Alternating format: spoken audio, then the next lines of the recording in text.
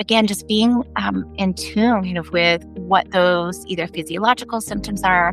What am I experiencing emotionally? Is this something that's making sense more because it's a situational issue? Does this feel like it came out of nowhere? So again, just getting really curious around what you're experiencing and how can I better understand myself in this moment or in this season of what I'm struggling with. I think that can really help us as women, as moms, have kind of get to the root cause of what's going on and then have a better understanding of, okay, what do I need for myself from this place?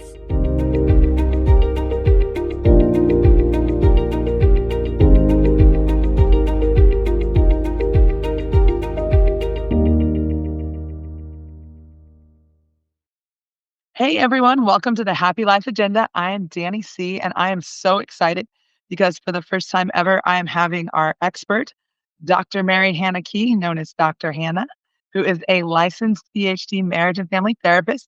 She is married and the mother of three gorgeous girls. And she not only navigates the complexities of being a working mom herself, her husband works, but she is also seeking to find balance and is on this journey with us. So I am excited today because we're going to talk about anxiety. It is, a big part of our society these days. And so she's going to help us break down, why that is happening, how to identify it, and then just some of the ways that you can address it in your own life. So Dr. Hannah, welcome. Thanks so much for joining. Hi, thank you so much. I'm so happy to be here and talk through some of the complexities and such of anxiety, something that I'm sure we see a lot of talk about. We see a lot on social media and in the school system. And yet somehow people still don't really know much about it. Exactly, exactly. Right? Well, before we get started, let's go ahead and take a minute to talk about you. So since it's your first time on Yeah. the show, and Yeah. everyone can kind of get to know who you are and a little bit about your background. Yeah. All right. So as you said already, yes, I am a licensed marriage and family therapist. I've been licensed for about 7 years now in the state of Texas. So I primarily see in my private practice now. I'm not practicing currently because I do have a 6-month-old at home. But in my private practice, I primarily see couples and helping them kind of just navigate through the complexities of the married life or just in relationships in general. But a lot of that does have to do with families as well, our family life. Those kind of two coincide with each other, right? So I love what I do. Again, taking a brief break so I can focus on my own family, my little ones.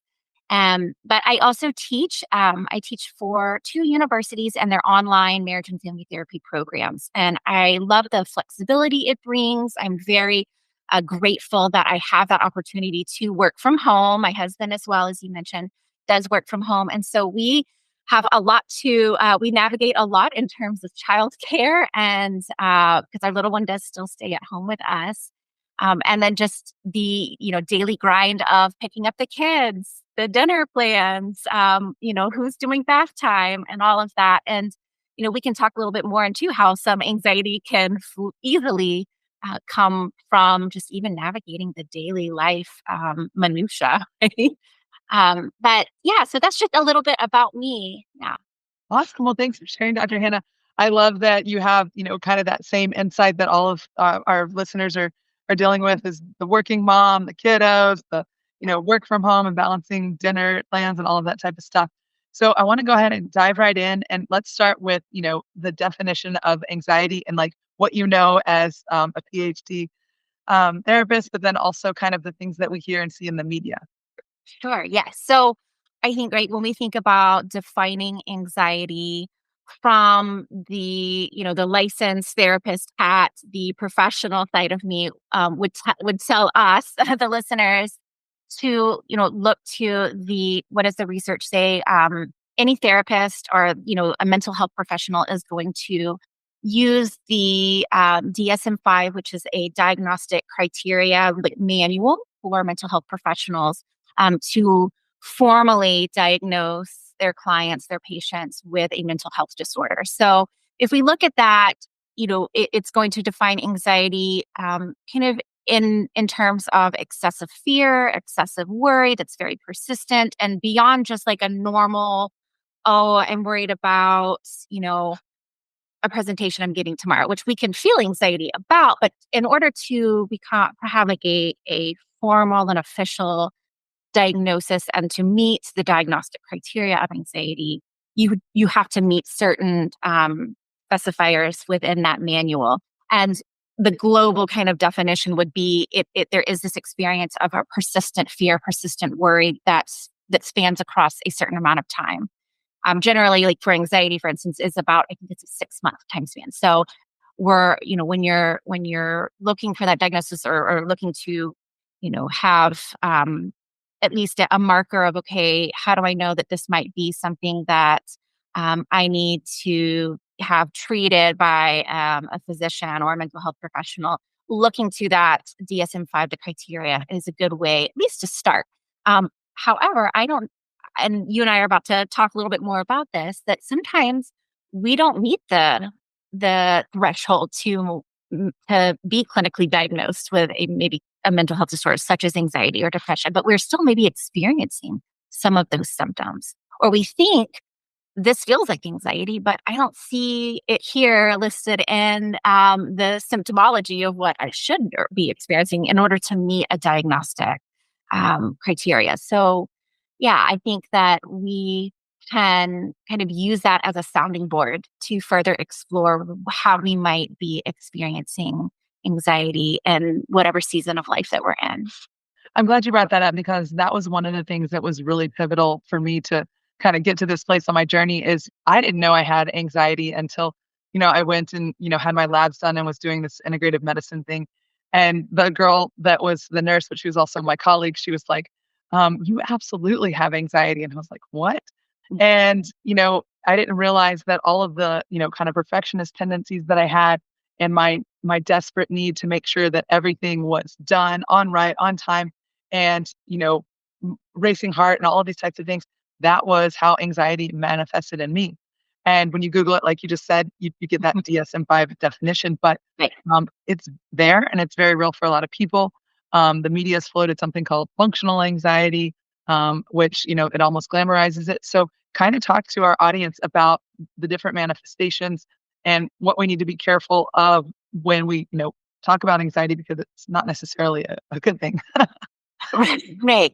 I mean, and to your point, though, it can be, I think, any mental health issue, as long as it's not something maybe more on the serious side of like hospitalization, right? We don't want to, we don't want to take that lightly. Like we want to take that very serious. And some people experience some of their mental health issues to a more extreme version of that diagnosis. And those individuals might need a higher level of care. But as you mentioned, like dysfunctional anxiety, right? Like that's probably a good percentage of Americans that perhaps you're not at the like diagnostic level, but and maybe you even are. Maybe you're on that more mild to moderate side of the symptoms, and it could just impair, enough of your daily functioning to be bothersome, right? That where you're really noticing it, but you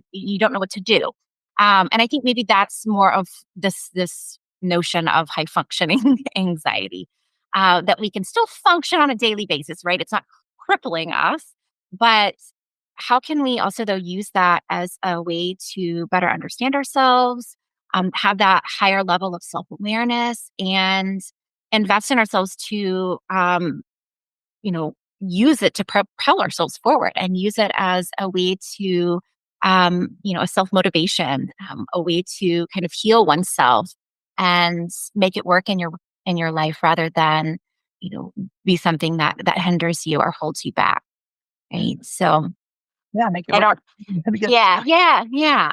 And to you said something there too about perfectionism, and that I wanted to come back to that because I think especially and the research tells us that in more affluent areas of the United States, we see higher levels of anxiety in those affluent communities around, and how that manifests is, and especially among young girls, young women, moms, is this. kind of notion of perfectionism. Like that is, and the research does point to this, anxiety and depression are kind of within that umbrella. And certainly that is something that, again, you're not going to necessarily see in the DSM as a criteria to meet the diagnosis, right? But it's something that a lot of young women and girls experience. And whether that be from a social construct or something that we kind of perpetuate generationally, right? Or perhaps a little bit of both. And so it's something that we want to be cognizant of and kind of lean into. And okay, if I know that this is something that as an adult female, like I'm experiencing and I want to get a better understanding of, I want to get a better hold of, like how might that be, um, something that I might be seeing in others within my community, my circle, other women that I'm close with, or in my young daughters. So yeah. Well, that I like that you bring that up, because we are seeing a almost epidemic of depression and anxiety. And, there's been a lot of different conversations about what's the driving force behind all of that. Is it social media? Is it the advancement of technology? Is it that always on kind of state? And so even like, at the Happy Life Agenda, we talk about the moms working outside the home and not being able to, be able to be home for dinner or pick up your kids from school, and how does that contribute? So kind of take me through what you see is causing this epidemic of depression and anxiety. Yeah, I think really there's a lot of mitigating factors there, right? I think certainly as we've navigated some of these major global issues in these last 5+ years, as we're seeing the rise of technology and certainly social media with younger kiddos, but also for adults too. Just the constant screens and constant grab for your attention. I think that that has certainly been a contributing factor, and the research does point to this as well.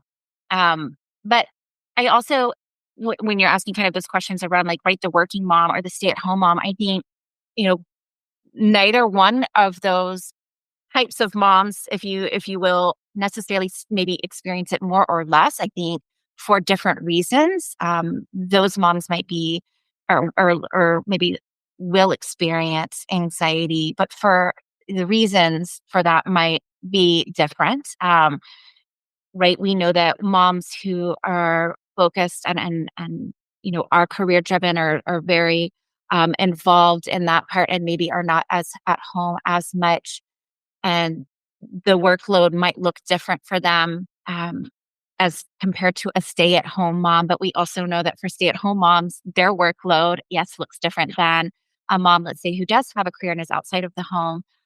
But who's to say that like one is more or less like anxious? I think at the end of the day, we're all just trying to do our best and show up for ourselves, show up for our spouse, and show up for our kiddos. And anxiety can creep in for so many different reasons. But I do believe, like at the end of the day, especially for moms, it can be a lot to do with sometimes like a lack of support systems, not really understanding, if there was some postpartum anxiety maybe that has gone unchecked. They might be having, again, from a systems lens, which is what I look at most things from with my MFT hat on. What does my relationship look like with my partner? Do I have that support from them, or are there things that are going on that are upsetting and that are unresolved, and I'm experiencing some anxiety from that? So now I can't show up in the way that I want to with my kids, or just in my life in general, or at work as the career woman. So I don't. That's probably like a very like non-answer to your question, but I just think it's contextual. There's a lot of factors that are at play. But to that point, I would encourage the listeners to be really curious around their anxiety if they believe that they're experiencing any level of anxiety. Is it fear? Is it worry? Or do you maybe notice more of the physiological symptoms like, um, a lot of tension in their neck and in their back? Do they, um, when I was a little kid, I would get like really bad stomach ache and I had anxiety. Now, did I know it as a young girl? No. And my mom didn't either. And we both look back now and we're like, she's like, yeah, you had anxiety. Like, yes, I did. But that's one of my symptoms is kind of starting to feel like a little nauseous and a little sick. And again, just being in tune with what those either physiological symptoms are, what am I experiencing emotionally? Um, is this something that's making sense more because it's a situational issue? Um, or does this feel like it came out of nowhere? So, again, just getting really curious around what you're experiencing and how can I better understand myself in this moment or in this season of what I'm struggling with. Right? I think that can really help us as women, as moms, have kind of get to the root cause of what's going on and then have a better understanding of, okay, what do I need for Mhm. myself from this place? I really like how you talked about getting curious about what's going on and then how can you address it because, one of the things that I've experienced is, it's that first of all, I heard Seth Godin say it, is anxiety is practicing fear in advance. And that was a pivotal quote for me because I was Mhm. like anticipating things going wrong and then trying to like control them, even though they hadn't happened yet. So they didn't need to be controlled. And so then you pair that with, the need to be present and how those two things can shift first of all, addressing anxiety, but then just how you experience moments. So, kind of from Yeah. your professional lens, give us some insights about that, how to be present and how to not try to control Yeah. everything. Yeah. And that's so, so hard, right? What you're describing is for an anxious person, it's really hard to stay present and not go into that self protection mode. I think what you were describing, kind of like preparing for the worst, like the fear, the worry, all of that shows up and takes over. Mhm. Right? And I think you're speaking to a very common experience for the anxious individuals experience often, and such as yourself, right? And myself included, right? That it can, when anxiety shows up, it can really take over, and it's really hard to stay present and calm yourself and stay grounded, right? So, um, what we can do, especially in those moments when we might be experiencing heightened levels of anxiety, is noticing that this is what's happening for me right now. And I think that comes from a place of, right, I've been curious around what I'm experiencing. I'm trying to understand what these feelings are, what these physical symptoms are. And when this happens, I know now that I need to ground myself. And there's a lot of great research out there on like mindfulness and meditation practices, deep breathing.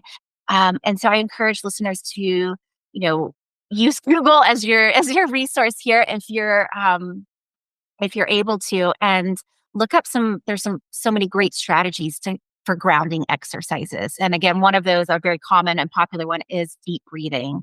Right? So you're really just finding your breath, you're grounding yourself physically, in a chair, putting your feet flat on the ground, your hands are flat on whatever surface, and you're really just trying to like feel yourself on whatever surface you're on the ground, and taking those, clearing your mind and taking those deep, deep breaths and really trying to center yourself with your breaths and clearing those thoughts as best you can. And that can really, I think, in the moment when you're really trying to be present and not let that anxiety take over and drive the bus, that can be especially helpful. Right? I think too, there's other ways that we can help address anxious symptoms. And if you're, of course, I'm going to always encourage people to invest in themselves through therapy, through psychotherapy, um, because therapists are highly trained individuals, have gone to school for many years, and are in the business of helping others. So if you're able to find yourself a good therapist, by all means, we should encourage that. But not everybody, has access to care or can afford therapy.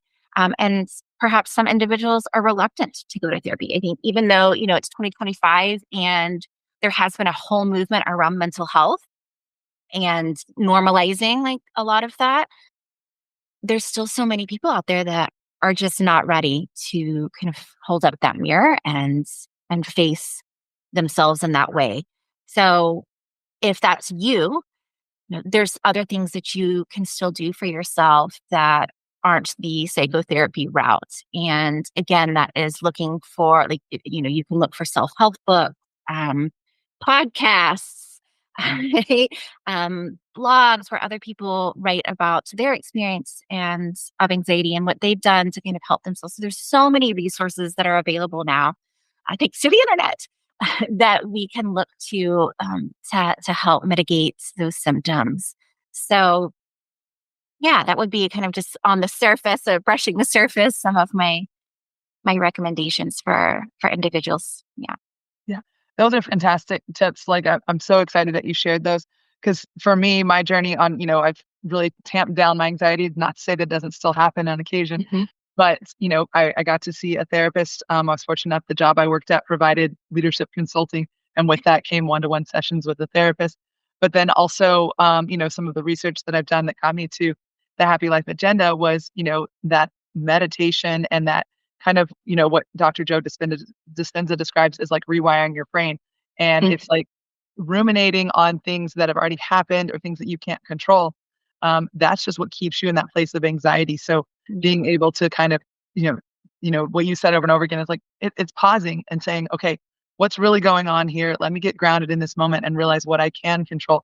And that's that, I can control myself and breathe deeply and not get all worked up about what's going on. Yeah. Yeah. So Yeah. So a lot of what you're describing too is a evidence-based therapy model called cognitive behavioral therapy. You might see like that, in the media or various places online, CBT for short. But as in the name, there's a lot of focus on those cognitive thoughts, the ruminating, right? And how do we then shift into that behavioral mode to kind of help us replace those negative thoughts, those cognitive distortions, right? And CBT is again evidence-based practice, and so we know that this is a successful model for treating anxiety, treating depression. And so, if you again can't go see a therapist who maybe specializes in CBT, there are so many self-help books out there, workbooks that you can do for with yourself, and just again, it's that self reflection. It's that getting curious around what you're experiencing. And, again, if you're listening to even just this podcast this far, maybe that's something that you needed to hear to begin your own journey and better understanding yourself. And how can I, instead of allowing anxiety to show up and take over, how can I better tame that and use it to help propel me forward and show up in the world in the way that I really want to. amazing. Well, thank you so much, Dr. Hannah, for joining us. I know this is the first of many episodes, and the tips that you gave today are going to help so many people just start to like identify they have anxiety and then like kind of work on pieces of unraveling that. I do want to tell our audience that if you enjoyed this conversation today, make sure you visit happylifeagenda.com. You can read blogs about anxiety. Some of the conversations that I've had with Dr. Hannah, both on and offline, will show up there, and her bio is there as well. So if you'd like to, write us on the contact form and say, "Hey, I'd like to ask this question of Dr. Hannah." She is one of our resident experts, and I'm just thrilled to have her on the team. And we'll talk more. So, Dr. Hannah, thank you so much. Did you have any final words you want to say to our audience? No, I think you said it perfectly, and I hope that we do hear from our listeners in terms of other subjects or areas of anxiety that they might be interested in. So feel free, yes, to explore those, and I'm happy to be join you back here and talk through some of that. So thanks for having me. Wonderful. All right. Well, thanks so much, Dr. Hannah. And thank you all for listening today. This is Dani C with the Happy Life Agenda, and we'll see you on future episodes. Talk soon. Yeah.